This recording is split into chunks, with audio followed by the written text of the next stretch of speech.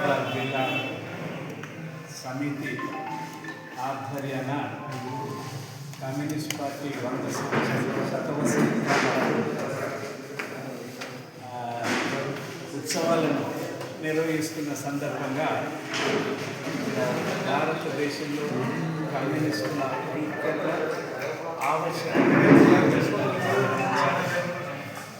ఇది సరైన సమయం, సరైన సబ్జెక్ట్ అని కూడా నేను భావిస్తున్నాను. ఇవాళ కేంద్రంలో ఎన్డీఏ ప్రభుత్వం మోదీ నాయకత్వాన ఏర్పడినటువంటి ప్రభుత్వం అనుసరిస్తున్న విధానాలు చాలా పేద ప్రజలకి, సామాన్య ప్రజలకి రాజ్యాంగంలో పొందుపరచబడిన సమకూర్చుకోవటాన్ని కూడా నిర్వర్తించలేకపోతుంది, అడ్డుకుంటుంది.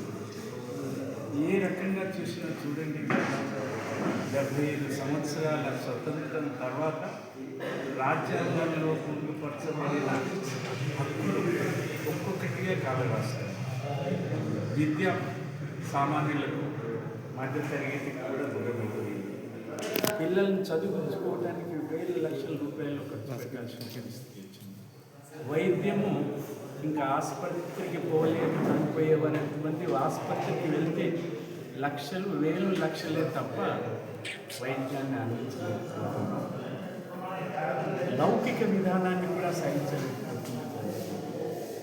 సెక్యులర్ అనే దాన్ని ఎంత త్వరగా తీసేస్తే బాగుండు అన్న ఎన్డీఏ ప్రభుత్వం, బీజేపీ అనేక రకాల అనేక మార్గాలు ఏ రాజ్యాంగం మీద ప్రమాణం చేసి రక్షిస్తామన్నారు, ఏ రాజ్యాంగాన్ని ముందుకు తీసుకుపోతామని ఎన్నిక కాగానే ప్రమాణం చేశారు, ఆ రాజ్యాంగాన్ని తొక్కేయడానికి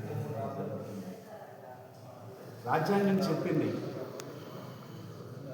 కేంద్రీకరణ, సంపద కేంద్రీకరణ జరగకూడదు అని చెప్పి.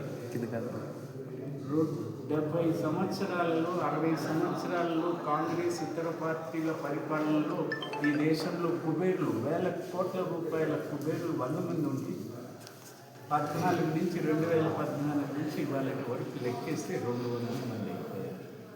సంపద కేంద్రీకరణ ఎలా జరుగుతుంది, కార్పొరేటీకరణ ఎలా జరుగుతుంది, కార్మిక ఊర చట్టాలు చివరికి వర్కింగ్ జర్నలిస్ట్ చట్టాన్ని అవుట్డేటెడ్ చట్టమని పరిష్కారం చేసిందంటే 4th ఎస్టేట్ మీద, వర్కింగ్ జర్నలిస్టుల మీద ఏ ప్రేమ చూపిస్తుందో అర్థం. అందుకని ఇవాళ ప్రతి ఒక్కరూ బీజేపీ మినహా కమ్యూనిస్టు వ్యతిరేకులు కూడా ఈ దేశంలో కమ్యూనిస్టు పార్టీ ఐక్యంగా ఉంటే, బలీయంగా ఉంటే ఈ ప్రమాదం ఈ దేశానికి వచ్చేది కాదు అన్న భావాలతో కమ్యూనిస్టుల ఐక్యత అన్ని రకాల సిపిఐ, సిపిఎం, మావోయిస్ట్, ఎంఎల్ అన్ని వర్గాలు ఐక్యంగా ముందుకెళ్తే ఈ దేశ పరిస్థితి, పరిణామాలు, అభ్యున్నతి, పేద ప్రజల మనుగడకు సంబంధించిన అన్ని అంశాలు సానుకూలంగా వస్తుంది. అందుకే కమ్యూనిస్ట్ పార్టీ అందరూ ఏకంగా